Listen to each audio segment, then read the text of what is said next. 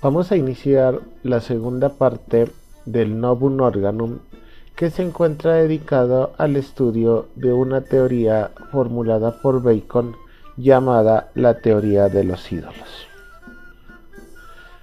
Para Bacon queda muy claro que el proceso que sigue el individuo para obtener el conocimiento, para llegar a la posesión de la verdad, para encontrar el saber con respecto al mundo que nos rodea, para obtener un conocimiento de la naturaleza, este conocimiento no es nada fácil. No resulta fácil conocer el mundo que nos rodea, ni tampoco es simple. Llegar a obtener ese conocimiento es un proceso muy complejo para Bacon. Sobre todo porque nuestra mente, la mente de cada individuo, la mente humana, tiene un problema. Y es que ésta se encuentra dominada por una serie de preconceptos, por una serie de prejuicios que impiden de una manera evidente nuestro acceso a la verdad.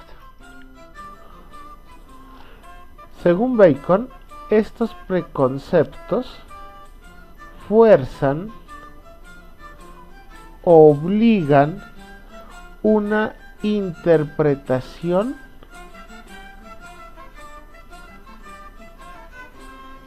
de la naturaleza de forma equivocada.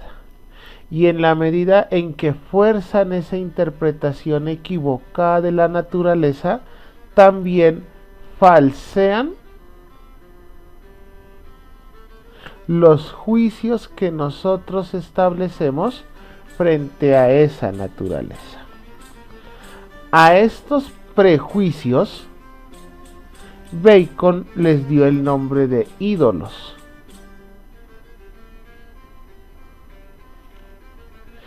Los ídolos para Bacon ejercen una influencia sobre la mente humana.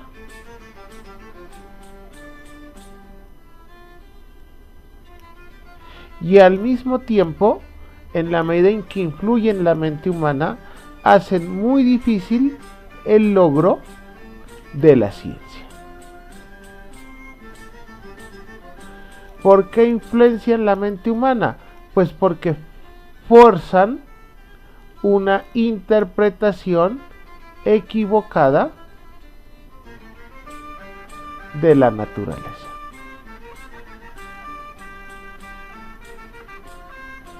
¿Y por qué impiden el logro de la ciencia? Porque los juicios con los cuales yo busco interpretar el mundo son juicios que están marcados por el error de la comprensión. Estos ídolos, estos elementos que alteran nuestro entendimiento y que impiden una comprensión exacta de lo que sucede a nuestro alrededor, Bacon los clasifica en 4 grandes grupos. ¿Sí? Unos llamados los ídolos de la tribu, los ídolos de la caverna, los ídolos del foro y los ídolos del teatro. Algunos de estos ídolos son internos, o sea, que pertenecen propiamente al hombre, y son los ídolos de la tribu y los ídolos de la caverna. Pero también existen unos ídolos que son producto no de deficiencias del hombre como tal, sino que se deben al medio en el cual el individuo se circunscribe. A esos ídolos externos, Bacon les da el nombre de ídolos del foro e ídolos del teatro. Vamos a comenzar estudiando los ídolos internos y dentro de los ídolos internos, los ídolos de la tribu. Los ídolos de la tribu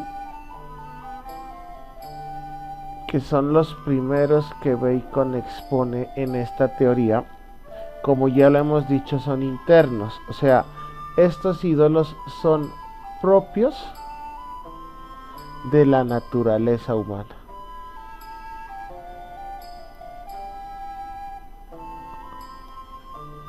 Podríamos decir que son como una especie de defectos de fábrica. ¿Listo? Y en este sentido los ídolos de la tribu sobre todo van a criticar esa la mente humana. Porque muchas veces la mente tiene la tendencia a aceptar hechos, a aceptar cosas que suceden sin una documentación de los hechos adecuada. Y como no tenemos una documentación adecuada de esos hechos, muchas veces la mente se equivoca. O muchas veces la mente tiende a generalizar algunos hechos con una documentación incompleta. Es lo que sucede muchas veces cuando vemos el cielo y observamos que está lleno de nubes oscuras y decimos inmediatamente va a llover. O sea, la mente generaliza, pero se equivoca porque no tiene toda la información que nos lleve a esa afirmación. La pregunta que asaltaría es, y bueno, ¿por qué se dan estos ídolos? Se supone que pues la mente humana está libre de todo error. Bacon dice que fundamentalmente se dan debido a que nuestra mente, debido a que nuestro intelecto establece una relación entre hechos, o sea, entre cosas que suceden, y nociones, o sea, entre ideas que tenemos, por la única razón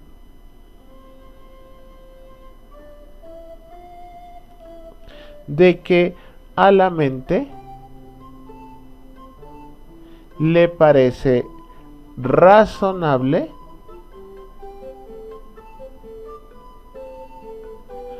o conveniente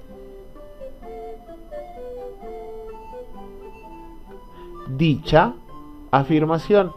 Lo que mirábamos ahorita en el ejemplo anterior, vemos el cielo lleno de nubes negras, inmediatamente asociamos las nubes negras con la noción de lluvia y vamos a decir esta tarde lloverá.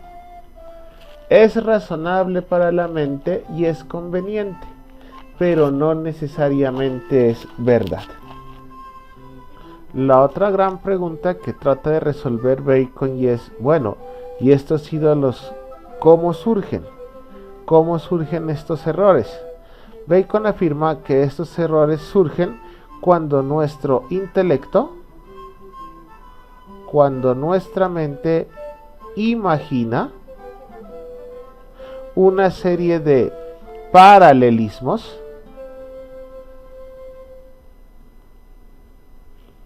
una serie de conexiones y una serie de analogías que en realidad no existen o solamente existen en nuestra mente. Paralelismos: observar un acontecimiento y creer que siempre ese acontecimiento va a ser exactamente el mismo. Conexiones: cuando establecemos causa-efecto, ya los dijimos, unas nubes negras, lluvia.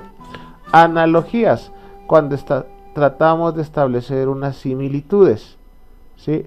Si un perro que ladra muerde, creemos que otro animal que también ladra o que también elabore algún sonido, también nos va a morder.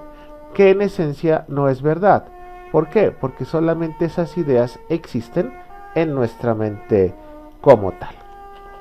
Desde ahí, Bacon afirma que los ídolos de la caverna fundamentalmente nos llevan a establecer es un conjunto de creencias. Y como tal, las creencias parecen verdad, pero en el fondo son falsas o tienen un sesgo de equivocación. Por ejemplo, nosotros estamos súper convencidos que el movimiento de los planetas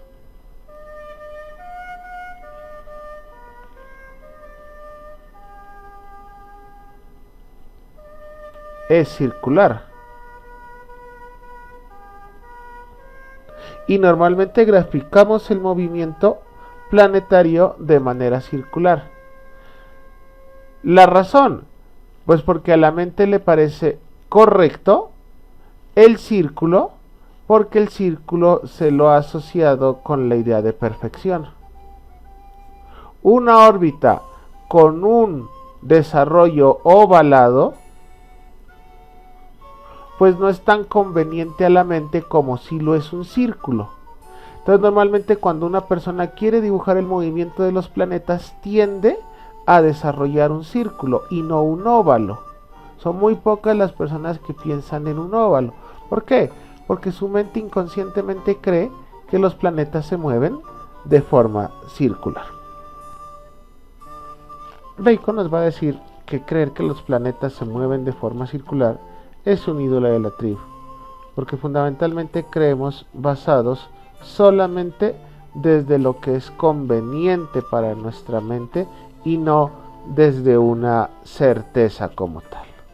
Entonces, repitámoslos. Cuando nosotros hablamos de los ídolos de la tribu,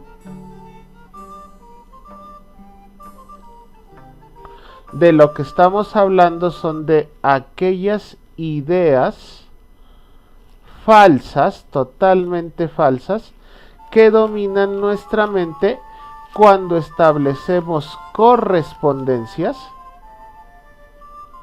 ya lo dijimos, analogías, paralelismos, correspondencias que en realidad no existen en la naturaleza.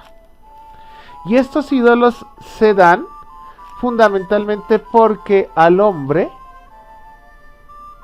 al ser humano, le encanta creer que es verdad aquello que le gusta, aquello que prefiere. Normalmente lo que no nos gusta, lo que no estimamos, tendemos a rechazarlo y a considerarlo erróneo. Y solamente creemos que es verdad lo que preferimos, lo que nos gusta. Y el hombre siempre tiende a rechazar aquellas cosas, aquellos conocimientos que son difíciles, debido a la poca paciencia que tiene la mente para investigar.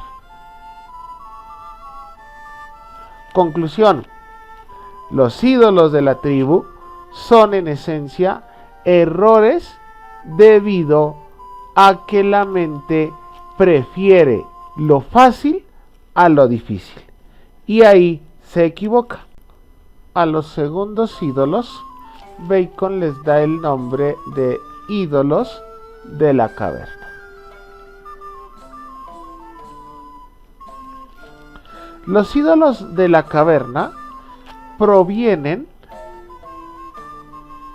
surgen como tal de aquellas características, de aquellos elementos que son propios y específicos de cada individuo. Cuando hablamos de características específicas de cada individuo, ¿a qué hacemos referencia? ¿A sus gustos? ¿A su educación? ¿A su ocupación? Y estos gustos, esta forma de haber sido educados y la forma en la cual nosotros nos desarrollamos en el mundo, las ocupaciones que tenemos en el mundo, de una u otra forma alteran la manera como accedemos al mundo que nos rodea. En esencia, los gustos, la educación, la ocupación que manejamos nos hacen recordar el carácter subjetivo de nuestro conocimiento. Y esa subjetividad, se quiera o no, obstaculiza nuestra búsqueda de la verdad.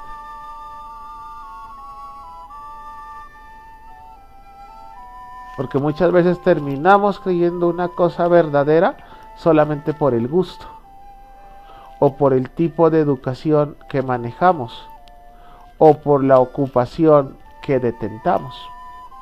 Y desde ahí las comprensiones del mundo resultan subjetivas, cosa que para Bacon es un problema fundamental. Por lo tanto, en los ídolos de la caverna es cada persona, cada individuo como tal, el encargado de juzgar.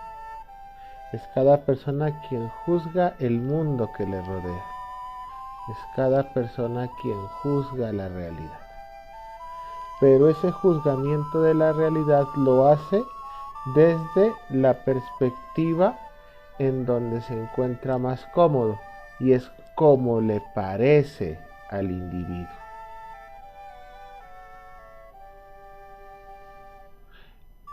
Y no tomando la realidad como es. Por lo tanto, los ídolos se basan en posturas individualistas, como también en posturas egocéntricas.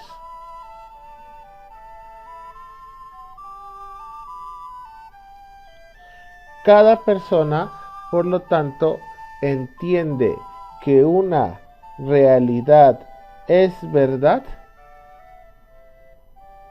desde su punto de vista individual o desde su interés. ¿Quiénes influyen en esa manera particular de observar las cosas? Fundamentalmente la tradición. Y el otro gran escenario que modifica nuestra comprensión de la verdad es la educación. Tanto la tradición como la educación hacen que las personas capten la verdad de una forma particular. Va quedando claro que para Bacon, en los ídolos de la caverna,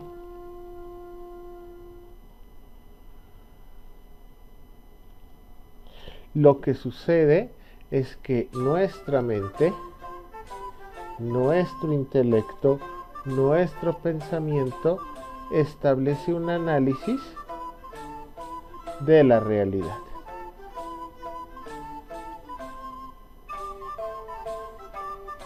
Pero ese análisis que planteamos del mundo que lo rodea, lo hacemos desde un horizonte de comprensión que ya está predeterminado. ¿Quién lo determina? Como lo acabamos de decir, nuestra educación, nuestro contexto, nuestras tradiciones, nuestras formas particulares de ver el mundo. Esa educación, esas tradiciones, de una u otra forma para Bacon, no le permiten al hombre un ejercicio libre a la hora de pensar. no existe un ejercicio libre de la reflexión de la mente. Esa reflexión se encuentra condicionada y muchas veces lo que hace la mente entonces es repetir lo que de manera mecánica ha aprendido a través de la educación, a través de la cultura, a través de las costumbres del pueblo en donde yo me ubico. Entonces, para Bacon, a través de los ídolos de la caverna, nuestra mente deforma de una forma rápida la comprensión que tenemos de la realidad. Pero esa deformación está marcada por cuestiones que no son propias del alma, que no son propias del intelecto, sino que son más bien producto de nuestro temperamento,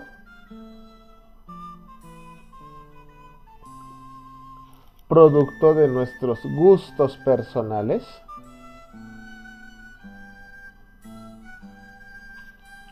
como también de nuestras creencias. Estos temperamentos, estas formas de ser, esos gustos personales y esas creencias, en la mayoría de casos se encuentran provocados por una educación deficiente o por la existencia de un líder que influye en la comprensión que tenemos del mundo, ya sea un profesor, ya sea un cura, ya sea un político, etc. Estos individuos influyen en la manera como nosotros entendemos o captamos nuestra realidad. Los ídolos de la caverna, por lo tanto, dependen de una manera muy importante de nuestra forma de ser.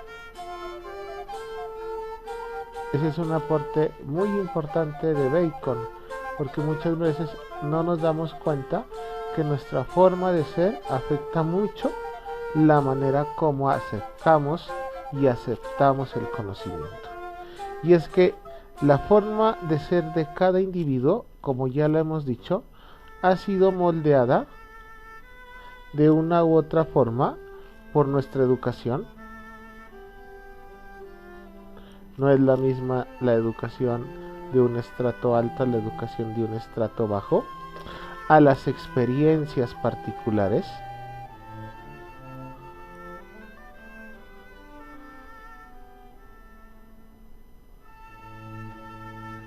y a las lecturas que hacemos. Un ejemplo muy claro es con los conceptos antiguo y nuevo. ¿Qué es mejor? ¿Lo antiguo o lo nuevo? Pues depende mucho, por ejemplo, de nuestra formación. Si nuestra formación ha sido muy conservadora, pues siempre preferiremos lo antiguo a lo nuevo. En cambio, si nuestra formación ha sido más liberal, más abierta, siempre estaremos buscando lo nuevo por encima del antiguo. También, por ejemplo, depende de nuestra posición económica. Si yo tengo dinero, creeré y entenderé que lo mejor es lo nuevo y estaré muy preocupado por comprar lo que vaya siendo más nuevo. En cambio, si yo soy una persona de escasos recursos, pues entenderé que lo mejor es lo antiguo y que eso se cuida y que entre más dure, mejor. Entonces miren que la verdad depende de la manera como cada sujeto entiende el mundo que le rodea. Vamos a concentrarnos ahora en los ídolos externos, que para Bacon son dos. Son los ídolos del foro y los ídolos del teatro. Vamos a observar los primeros, los ídolos del foro. Los ídolos del foro hacen referencia a la manera como nosotros hacemos un uso inadecuado del lenguaje.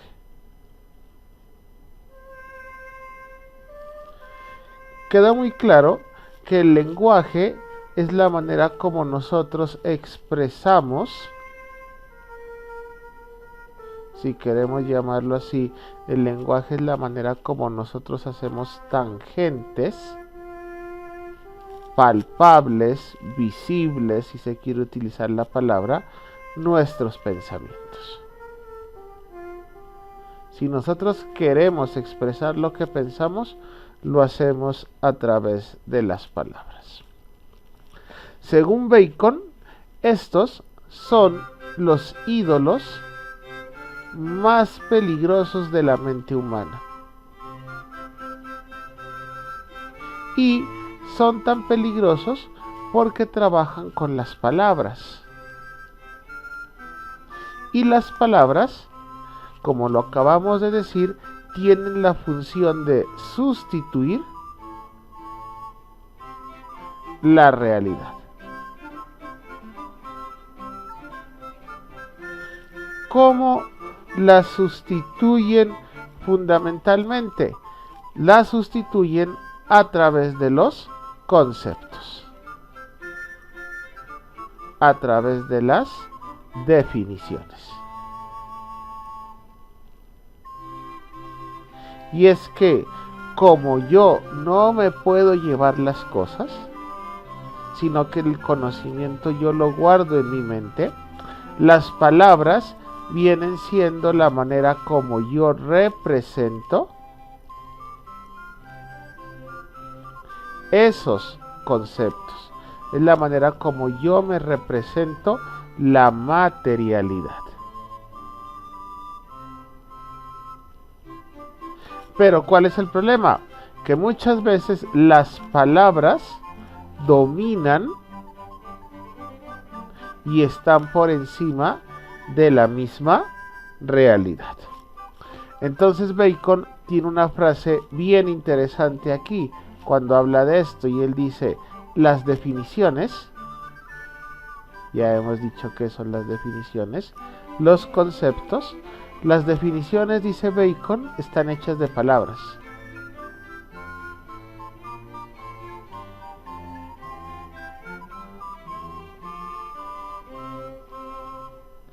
Y las palabras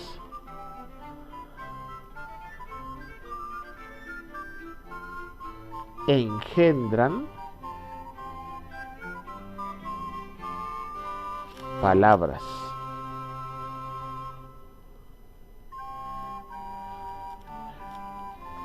En otras palabras, ¿qué es lo que quiere decir Bacon?